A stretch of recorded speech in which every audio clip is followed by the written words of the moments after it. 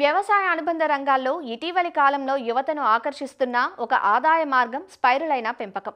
స్పైరులైనా అనేది ఒక రకమైన నీలి ఆకుపచ్చ నాచు.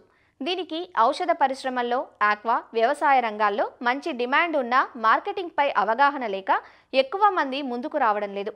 అయితే ప్రకృతి వ్యవసాయం పట్ల ఉన్న ఆసక్తి, అనురక్తితో ఏదైనా కొత్తగా చేసి నిరూపించుకోవాలనుకున్నాడు ఆ యువ రైతు. స్పైరులైనా గురించి తెలుసుకొని దాని ఉత్పత్తిని ఆరంభించాడు. ప్రస్తుతం విజయాల బాటలో నడుస్తున్న ఆ యువ రైతు అనుభవాలను చూసేద్దాం రండి.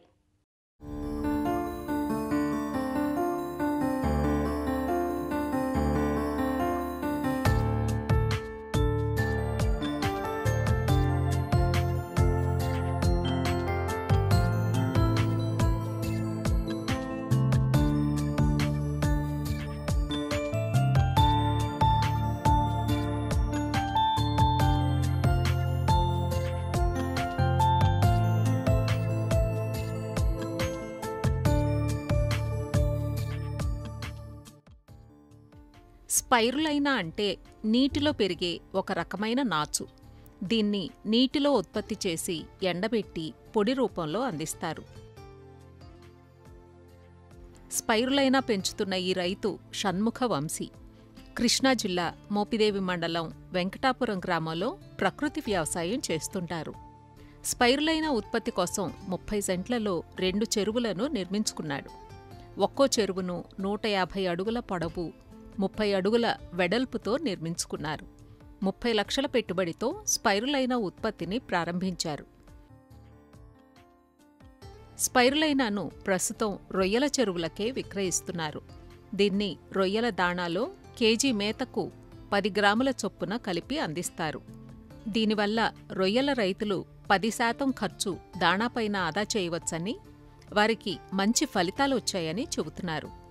కల్చర్ వేసిన 16 రోజుల నుంచే స్పైరులైనా పట్టుబడికి అందివస్తుందని, ఏడాది పొడవునా ఆదాయం వస్తుందంటూ తన అనుభవాలు తెలియచేస్తున్నారు షణ్ముఖ వంశీ.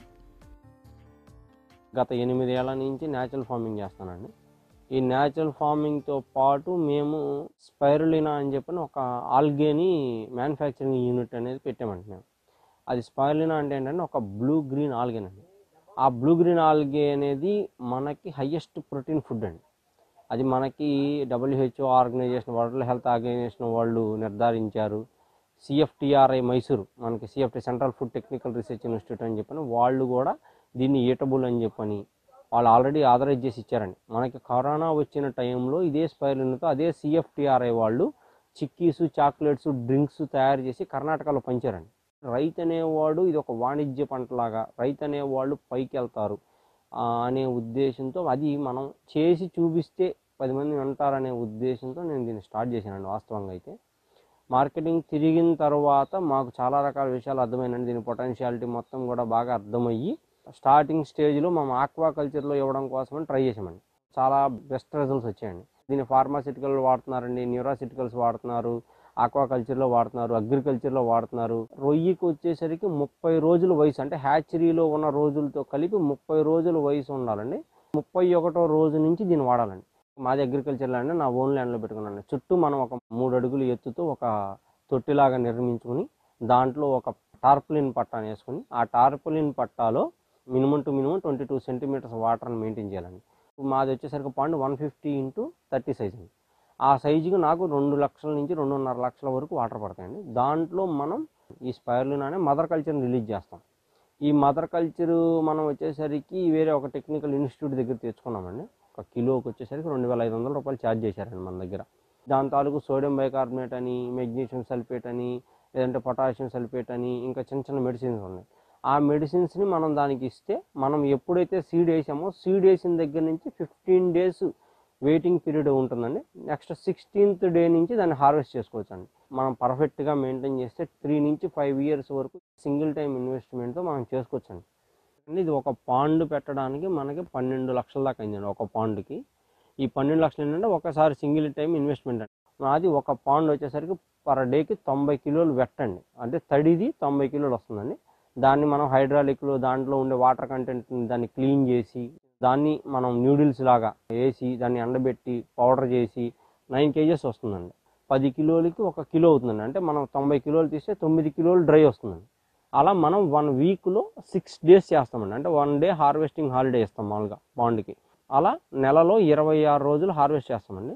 సుమారుగా రమారమి మనం ఒక 200 నుంచి 220 కిలోల దాకా మనం తీస్తామండి ఒక పాండుకు వచ్చేసరికి. ఈ 220 కిలోలు మనం 750 రూపాయలకు అమ్ముతున్నామండి. మనకు వచ్చేసరికి ఒక 35 వేలు పర్ మంత్కి వచ్చేసరికి మనకు ఒక పాండు ద్వారా మిగులుతున్నాయండి. మెయిన్ మెడిసిన్ వచ్చేసరికి సోడియం బైకార్బోనేట్ అండి. ఈ సోడియం బైకార్బోనేట్ వచ్చేసరికి 1 కిలో వెట్టకి 1/2 కిలో సోడియం బైకార్బోనేట్ ఇస్తున్నామండి. మిగిలినవి చిన్న చిన్న మెడిసిన్స్ ఉంటాయండి. ఆ మెడిసిన్స్కి వచ్చేసరికి మనకు 1 కిలోకి వచ్చేసరికి అంటే లేబర్ ఛార్జ్ కానీ మెడిసిన్ ఛార్జ్ మొత్తం అంతా కలిపి 450 రూపాయల దాకా మనకు 1 కిలోకి ఖర్చు అవుతుందండి. మనం దాన్ని 750 రూపాయలకి అట్లా అమ్ముతున్నామండి. వేసవి కాలంలో బాగా సీజన్ అండి. మనకి ఎండ బాగా ఉండాలంటే మినిమం టు మినిమం 30 డిగ్రీస్ నుంచి 35 డిగ్రీస్ ఉండాలండి. స్పైరులినా పండాలంటే సెప్టెంబరు, అక్టోబర్, నవంబరు ఈ మంత్స్లో కొంచెం వర్షం పడుతుందండి. వర్షాకాలం కాబట్టి ఆ వర్షాలు వచ్చినప్పుడు ఏంటంటే వర్షాలు వచ్చినప్పుడు కూడా వస్తుంది, కానీ మనకు వేసవకాలంలో వచ్చినంతగా వర్షాకాలం వచ్చినప్పుడు రాదు. 90 కిలోలు తెస్తాను అనుకోండి వేసవకాలంలో, మనకి వర్షాకాలంలో వచ్చేసరికి ఒక 4 కిలోలు, 3 కిలోలు, 5 కిలోలే వస్తుంది. అంతే తప్పితే రాకుండా అయితే ఉండదు. అయితే ఆ సీడ్ ఒకసారి తెచ్చుకుంటే సరిపోతుంది. ఇక పెద్ద పెద్దగా మనం తెచ్చుకోవాల్సిన పని ఏమి ఉండదు. ఎప్పుడన్నా ఒకవేళ ఇన్ఫెక్షన్స్ వస్తాయండి, ఎక్కడన్నా ఎక్కువ హ్యూమన్ ఇంటరాక్షన్ జరిగినా, లేదంటే ఏదైనా పెస్టిసైడ్స్ గబాలను దీంట్లో పడినా, లేదంటే మనం దీన్ని సరిగ్గా మెయింటైన్ చేయలేకపోతే ఆల్గే అనేది చనిపోతుందండి. అప్పుడు మళ్ళీ తీసుకొచ్చి మళ్ళీ కలుపుకోవటమేనండి. స్పైరులినా వచ్చేసరికి మనం వాటర్ని ఒకసారి చెక్ చేయించుకుని స్టార్ట్ చేయాలండి. శాలినిటీ అనేది మనం మామూలుగా దీని నుంచి 15 నుంచి 20 వరకు మనం శాలినిటీ మెయింటైన్ చేస్తామండి. మామూలుగా మినిమం 15 అండి. ఇక అంతకన్నా ఎక్కువ అంటే ఒక్కోసారి జరుగుతూ ఉంటుంది, అదేం ప్రాబ్లం కాదు. అయితేనంటే మనం ఇది సముద్ర తీర ప్రాంతాల్లో చేయాలి అంటే సముద్ర తీర ప్రాంతంలో చేయడానికి కొంచెం ఇబ్బంది అండి. ఎందుకంటే సముద్ర తీర ప్రాంతంలో కనుక మనం చేస్తే ఆ గ్రౌండ్ నుంచి వచ్చే వాటర్లో శాలినిటీ అనేది ఎప్పటికప్పుడు జంప్ అవుతూ ఉంటుంది. అంటే వాళ్ళు 15 ఉంటే రేపొద్దున 20 ఉంటుంది, నెక్స్ట్ డే 22 ఉంటుంది. అలా ఉండకూడదండి. మనకు ఒక నిర్దిష్టమైన ఇదిగా ఉండాలి. సో మనం ఏంటంటే శాలినిటీ అంటే ఎక్కువగా శాలినిటీ వాటర్ కాకుండా కొంచెం లైట్ ఉన్న వాటర్ అయినా మనం వాడచ్చు. అంటే ఇప్పుడు నార్మల్ వాటర్ అనుకోండి, నార్మల్ వాటర్ అయితే శాలినిటీ ఎంత ఉండాలనేది మనం నిర్ణయించుకుని దానికి తగ్గట్టుగా మనం సోడియం క్లోరైడ్ని దాంట్లో మిక్స్ చేసుకుని మన కంట్రోల్లో పెట్టుకుంటాం. అదే ఇప్పుడు మన సీ వాటర్ అనుకోండి, అది మన కంట్రోల్లో ఉండదు. మనం వచ్చేసరికి ఓపెన్ పాండ్స్లో పండిస్తున్నామండి. ఇతర కంట్రీస్లో కూడా చాలా మటుకు స్పైరులినా కల్టివేట్ చేస్తున్నారండి. స్పైరులినా పండించడానికి మినిమం టు మినిమం 30 డిగ్రీస్ నుంచి 35 డిగ్రీస్ ఎండ ఉండాలండి. అయితే ఇతర కంట్రీస్లో ఇంత ఎండ రెగ్యులర్గా ఉండదండి. వాళ్ళు రెగ్యులర్గా ఉండకపోవడం వల్ల ఏం చేస్తారంటే ఇదే స్పైరులినాని పాలీ హౌసెస్ వేసి పాలీ హౌసెస్లో పండించి ఆర్టిఫిషియల్ సన్ లేయర్స్ని పెట్టి దాని ద్వారా పండిస్తున్నారండి. అలా పండించిన స్పైరులినాలో బీటా క్యారోటిన్ అని చెప్పని విటమిన్ ఏ అండి పవర్ తక్కువ ఉంటుందండి. అంటే సపోజ్ ఇండియాలో పండించిన స్పైరులినాలో బీటా క్యారోటిన్ కానీ విటమిన్ ఏ అనేది 400 mg ఉందనుకోండి పర్ సపోజ్. పాలీ హౌస్లో పండించిన స్పైరులినాలో బీటా క్యారోటిన్ విటమిన్ ఏ అనే దాని స్ట్రెంత్ 100 ఉంటుంది. దీని గురించి చాలామందికి తెలియదు. ఇండియన్ స్పైరులినా వరల్డ్లో ద బెస్ట్ స్పైరులినా అని నేను నమ్ముతానండి. ఇప్పుడు మేము ఒక ఫెర్టిలైజర్ కంపెనీకి నా స్పైరులినా కొనండి అని చెప్పని వెళ్ళామండి. వెళ్తే వాళ్ళు ఏం చెప్పారంటే నాకు స్పైరులినాతో ఫెర్టిలైజర్ తయారు చేయించి దీన్ని గ్రోత్ ప్రమోటర్గా చేయొచ్చు అన్న విషయం మాకు తెలుసు. కానీ అది నేను ఒక ప్రోడక్ట్ని నేను తయారు చేసి బయటకు మార్కెట్లో రిలీజ్ చేయాలంటే ఒక నెలకి నాకు 10,000 కిలోలు కావాలి. 10,000 కిలోలు కావాలంటే 10,000 కిలోల ప్రొడక్షన్ నీ దగ్గర ఉందా అంటే మా దగ్గర అంత కెపాసిటీ లేదండి. సో నేను అనేది అంటే మనకి దీనికి అవసరం చాలా ఉంది. మనం ఆంధ్రప్రదేశ్లో ఎండ కూడా ఎక్కువ ఉంది కాబట్టి మనకి ఇది ఒక ఉపాధి అండి.